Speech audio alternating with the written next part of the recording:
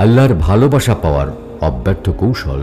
ইমাম গাজালি রহমতুল্লাহ আলাইহি বলেন, মানুষ যখন সত্যিকার অর্থে কিছু পেতে চায় সবকিছুর ভেতর তখন সহযোগিতা খুঁজে পায়। আপনার হৃদয়ে জুড়ে যদি দারুণ একটা স্বপ্ন থাকে, আপনি যদি সত্যি সেই স্বপ্নটা পূরণ করতে চান, সেই বিষয়ে আগ্রহী হন, মনোযোগী হন, তাহলে দেখবেন আপনার চারপাশের সব কিছু আপনাকে সেই স্বপ্নটা পূরণ করতে সহযোগিতা করছে।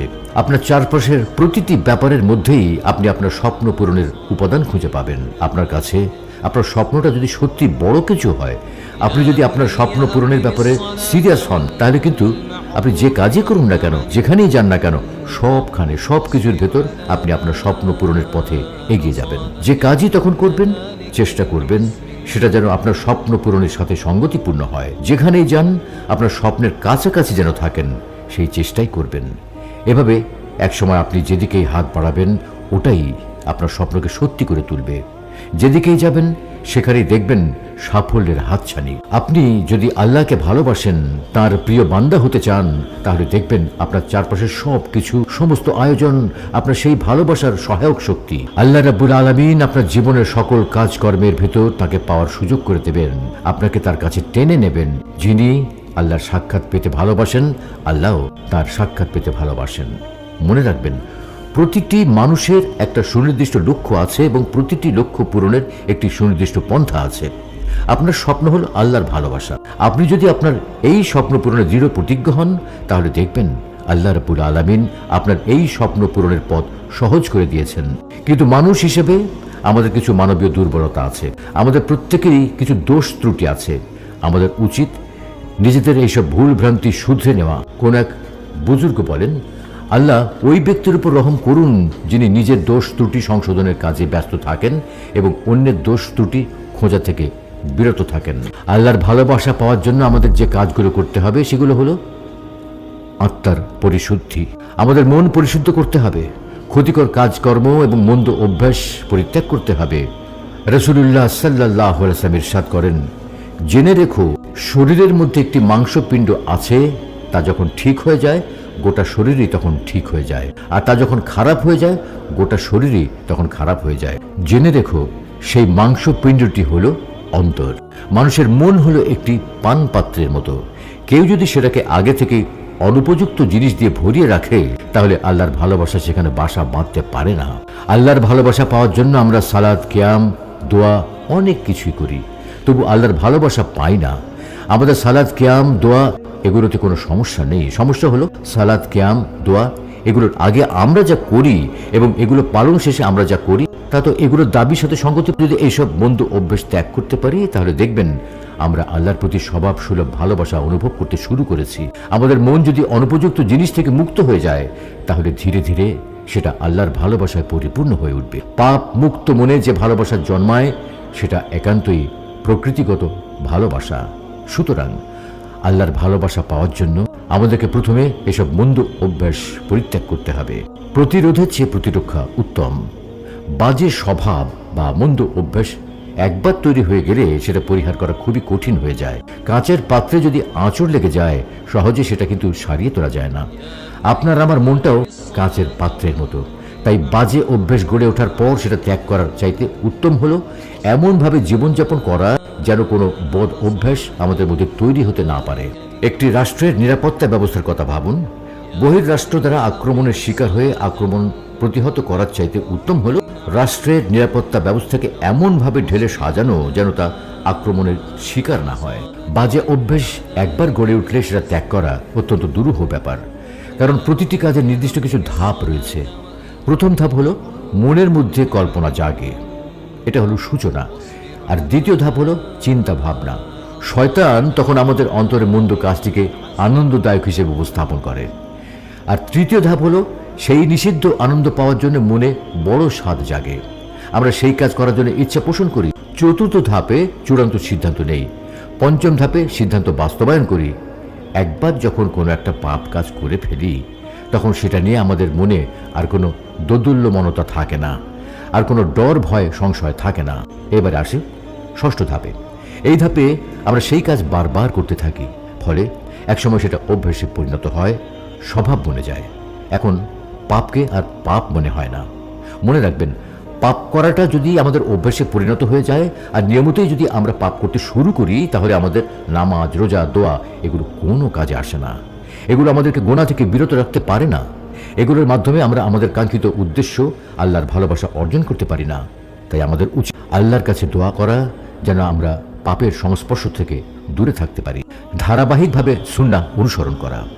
আমরা যে আমলই করি না কেন, যতটুকুই করি না কেন, যত অল্পই করি না কেন, সেটা নিয়মিত করতে হবে। আমাদের প্রতিদিনের কাজকর্ম, ব্যস্ততা এবং নিজের সামর্থ্যের কথা বিবেচনায় রেখে এমন কিছু আমল নির্ধারণ করা উচিত যা আমরা প্রতিদিনই করব, নিয়মিত করব, কখনো ত্যাগ করব না।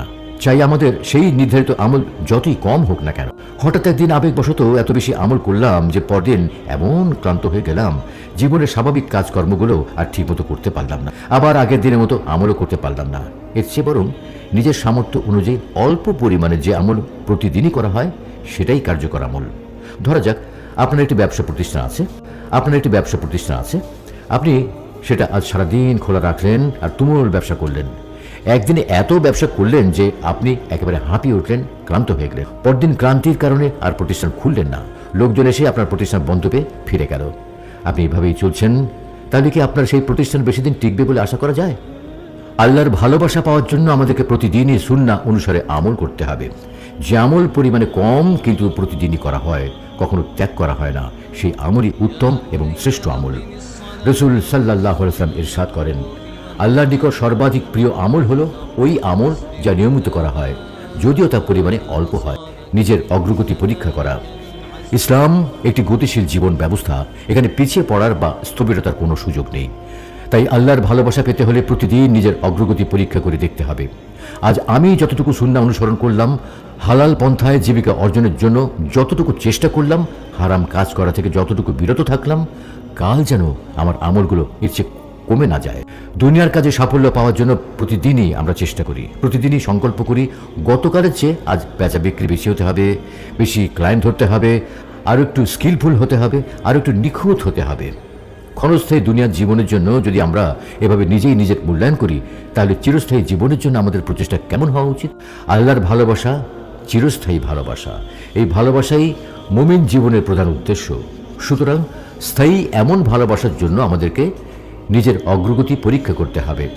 আজ আমি আল্লাহর ভালোবাসা অর্জনের পথে যেটুকু এগিয়ে গেলাম, আগামীকাল যেন তার চেয়ে আরেকটু এগিয়ে যাই, সেই চেষ্টা করতে হবে। অশোভনীয় কাজ থেকে বিরত থাকা। একজন মুসলিম হিসেবে, একজন মুমিন হিসেবে, একজন সামাজিক মানুষ হিসেবে আমাদের প্রত্যেকের একটি অবস্থান রয়েছে। একজন মুসলিম মুমিন হিসেবে আমাদের জন্য যা শোভনীয় নয়, উচিত নয়, এমন কাজ থেকে বিরত থাকতে হবে। একজন সামাজিক মানুষ হিসেবে আমাদের প্রত্যেকের একটি পদমর্যাদা রয়েছে, গ্রহণযোগ্যতা রয়েছে। তাই আমাদেরকে এমন সব কাজকর্ম থেকে দূরে থাকতে হবে যা আমাদের অবস্থানের সাথে, পদমর্যাদার সাথে সঙ্গতিপূর্ণ নয়, মানানসই নয়। মনে রাখবেন, আইনের দৃষ্টিতে কোনো কিছু বৈধ মানেই কিন্তু সবার জন্য তা উপযোগী বা শোভনীয় নয়। সাধারণের জন্য যা বৈধ, নেতৃস্থানীয় ব্যক্তিবর্গের জন্য তা বৈধ বটে, তবে মানানসই নাও হতে পারে। বলা হয়, সাধারণের জন্য যা পুণ্যের কাজ, নৈকট্যশীল বান্দার জন্য তা হতে পারে গুনার কাজ। আমাদের উদ্দেশ্য হল আল্লাহর ভালোবাসা অর্জন করা, তাঁর নৈকট্যশীল হওয়া। এই বিশেষ উদ্দেশ্য সাধনের জন্য শুধু অবৈধ কাজ পরিহার করাই যথেষ্ট নয়, বেমানান, অশোভনীয়, সঙ্গতিপূর্ণ নয় এমন সব কাজকর্ম পরিহার করা উচিত। তাহলেই আমরা সত্যিকার অর্থে আল্লাহর ভালোবাসা অর্জন করতে পারব। আমরা যদি উপরের আমলগুলি পালন করি, তাহলে আল্লাহ রাব্বুল আলামিন আমাদের জন্য তার ভালোবাসা অর্জনের কাজটি অত্যন্ত সহজ করে দেবেন। হাদিসে কুদসিতে আল্লাহ রাব্বুল আলামিন বলেন, আমার বান্দা যখন আমার দিকে এক বিঘত নিকটবর্তী হয়, আমি তখন তার দিকে এক হাত নিকটবর্তী হই, আর সে যখন আমার দিকে এক হাত নিকটবর্তী হয়, আমি তখন তার দিকে দু হাত নিকটবর্তী হই। সে যদি আমার দিকে হেঁটে আসে, আমি তার দিকে দৌড়ে যাই। আমরা যদি আল্লাহর ভালোবাসা অর্জন করতে পারি, তবে দুনিয়া জুড়ে শুধুই সাফল্যের হাতছানি। যিনি আল্লাহর ভালোবাসা লাভ করেন, তিনি তো লাভ করেন সমস্ত সৃষ্টিজীবের ভালোবাসা। রাসূলুল্লাহ সাল্লাল্লাহু আলাইহি ওয়াসাল্লাম ইরশাদ করেন, আল্লাহ যখন কোনো বান্দাকে ভালোবাসেন, তখন তিনি জিবরাইল আলাইহিস সালামকে ডেকে বলেন, নিশ্চয়ই আল্লাহ অমুক বান্দাকে ভালোবাসেন, কাজেই তুমিও তাকে ভালোবাসো। তখন জিবরাইল আলাইহিস সালামও তাকে ভালোবাসেন এবং জিবরাইল আলাইহিস সালাম আকাশের অধিবাসীদের মধ্যে ঘোষণা করে দেন যে আল্লাহ অমুক বান্দাকে ভালোবাসেন, কাজেই তোমরা তাকে ভালোবাসো। তখন আকাশের অধিবাসীরা তাকে ভালোবাসতে থাকে। অবশেষে পৃথিবীতেও তাকে সম্মানিত করার ব্যবস্থা করে দেয়া হয়। আল্লাহ রাব্বুল আলামিন আমাদের সকলকে তার ভালোবাসা লাভের তৌফিক দান করুন।